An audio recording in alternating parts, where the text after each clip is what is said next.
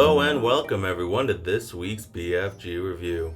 Now before I get started, I want to thank anyone who's watched my previous videos and remind everyone to please like, share, and subscribe to help grow the channel. Now with that out of the way, on to this week's film, which is The Addams Family.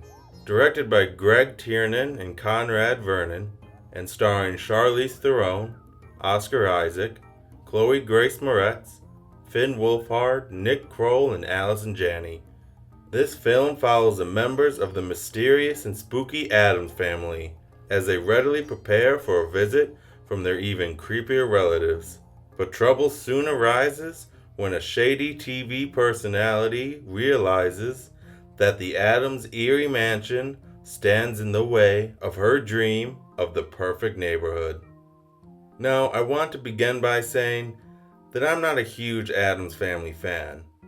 I don't believe I've seen a single episode of the original 60s show, and while I enjoyed the 90s films, I wouldn't say I loved them. So, when I saw that there was going to be a new Addams Family film, I was confused as to who it was for. I feel most kids today probably have never heard of the Addams Family, and fans of the original show probably wouldn't want to see an animated film. But I do feel a film doesn't need a specific reason to be made as long as it tells a compelling story. And the Addams Family does that. Somewhat. While the main conflict arises when this host of an extreme home makeover type show, Margot Needler, decides that the Addams don't quite fit in her perfect neighborhood, that is only the focus of about 1/3 of the film. The other 2/3 is devoted to Morticia's handling of Wednesday wanting to discover more about the world outside their home, and Gomez preparing Pugsley for the mazurka at Addams' family rite of passage. The Addams don't even see Margot as a concern, which kind of makes it difficult for the audience to do so. The film also introduces characters and plot points that don't really go anywhere. All of this makes the story feel very disjointed and kind of a mess. And while they do eventually come together near the climax, I just feel like the film would have been better if there was more connection between all three stories.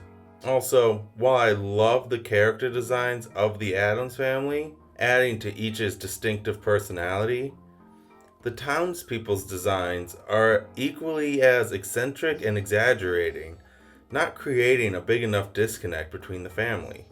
This makes scenes where the townspeople are supposed to be scared or frightened at the sight of the Addams family make very little sense, as they are just as weird and odd looking as the family itself. The villain also gets an unearned redemption near the end of the film. This is especially concerning when one considers what she did to both the Addams family and the townspeople. The film does have an important message of not judging others on their appearance, but it at times gets bogged down or overshadowed by other smaller lessons of letting children grow or not blindly trusting those at the top, or the power of harmful conspiracy theories, most of which aren't handled with much subtlety and just shoved in our faces. For all that this film gets wrong, the two aspects that it nails are the comedy and the Addams family itself. I found myself laughing so much more than I was expecting. I think this comes down to the very nature of the comedy. Along with plenty of visual and physical humor, there's also some clever dialogue and witty one-liners. Most of the humor comes from the family's interactions with each other and the townspeople. All the Addams are given distinct personalities and decent character arcs, which makes them endlessly enjoyable to watch. My personal favorite was Gomez. There's something about his unending cheerfulness that just works for me. The voice casting was also near pitch perfect, all except for Finn Wolfhard, surprisingly. His portrayal of Pugsley just seemed a bit bland. Luckily, I feel the animation helped make up for this lackluster performance. Honestly, I feel the film should have focused more on the family's internal conflict rather than trying to insert the typical kids movie villain. So, in the end, even with a disjointed and messy plot and unfocused morals. Addams Family still has a great comedy and a creepy, kooky, mysterious, and spooky lead family, and in my opinion, earns a C+ letter grade. So, those are my thoughts on the film. Let me know your thoughts on the film, as well as your thoughts on the drawing in the comment section down below.